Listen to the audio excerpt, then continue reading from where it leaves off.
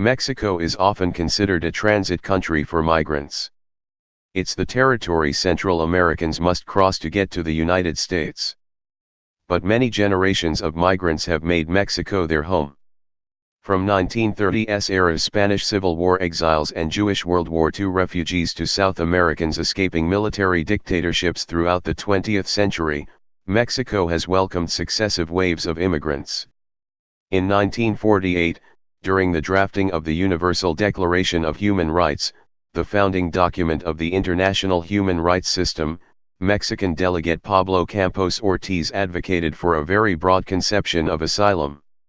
Seconding a Lebanese proposal, Campos Ortiz said the world should recognize not only the right of seeking asylum but also the right to be granted asylum.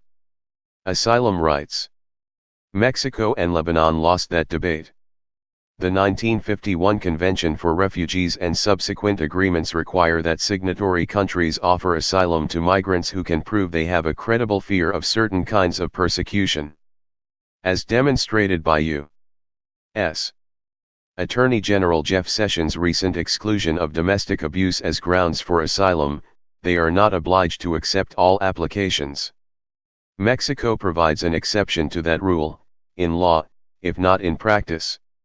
It took almost 60 years, but in August 2016, a Campos Ortiz-inspired amendment to the Mexican Constitution recognized migrants' right to seek and be granted asylum. The amendment proposal called Mexico a country of refuge. The next year, Mexico City approved a local constitution declaring itself a sanctuary city where authorities will prevent, investigate, sanction and offer reparations for human rights violations. As a human rights scholar and immigrant, I have watched Mexico's 2018 presidential election season closely. Would any candidates take a page out of Donald Trump's playbook and demonize Central American migrants for political gain? Migrants in the presidential election. Despite an official commitment to the rights of migrants, Mexico has recently followed the U.S. punitive lead on immigration. Between 2007 and March 2017, the U.S. government invested $1.5 billion in the Merida Initiative, a U.S. Mexico partnership officially intended to fight organized crime and associated violence while furthering respect for human rights and the rule of law. In recent years, however, Merida Initiative funds have gone toward enhancing Mexican immigration enforcement. At the urging of the Obama administration, in 2014 Mexican President Enrique Peña Nieto launched an aggressive arrest and deportation program along its southern border. The U.S. has funded Mexico to increase enforcement along its southern border with Guatemala. AP photo/Rebecca Blackwell. The Programa Frontera Sur targets Central American migrants attempting to cross Mexico. U.S. trained Mexican immigration officials use American-funded surveillance towers and biometric data equipment to control the southern Mexican states of Chiapas, Oaxaca, and Tabasco. Nearly 40% of Central American migrants entering Mexico are fleeing violent attacks or threats back home, according to Doctors Without Borders. But Mexican authorities still routinely force people to return to dangerous conditions, Amnesty International reports. This practice, known as refoulement, is illegal under domestic and international law. Despite Trump's Twitter claims that Mexico has done nothing at stopping people from coming to the U.S., the Frontera Sur program has proven effective.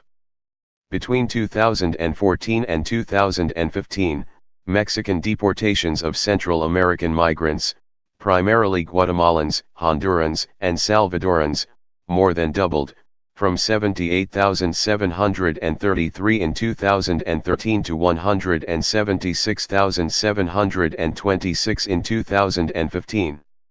During the same period, detentions of Central Americans along the U.S. border fell by half. Walking the walk. From restrictions on asylum claims to mass deportations, the Trump administration's draconian immigration policies may actually push Mexico closer to becoming the refuge country it claims to be.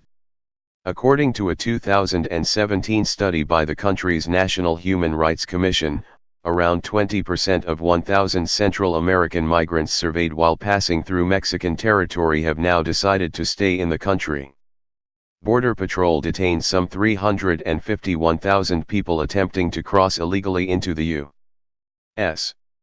in 2017, down from 600,000 in 2016.